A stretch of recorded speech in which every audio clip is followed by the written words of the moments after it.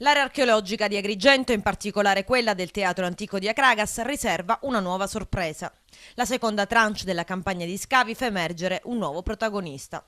Dal sottosuolo della Valle dei Templi gli archeologi trovano un altro teatro di dimensioni più piccole del primo, ma più datato, più antico.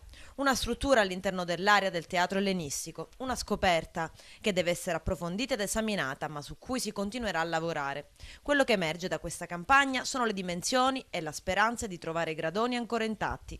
Il dubbio nasce dal fatto che la struttura è stata spoliata, derubata già nell'antichità. Il teatro era una vera e propria cava a cielo aperto ed era molto comodo ricavare da lì blocchi di tufo necessari per costruire la città.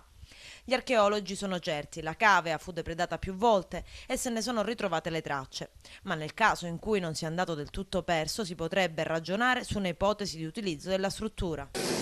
Penso che si proceda vorremmo riuscire a trovare, penso, i gradini, quindi nella parte alta della cave vedere come prosegue questi primi gradini che noi abbiamo visto in superficie e che sono stati rovesciati dall'aratro in questa fase, per cui non sono in situ.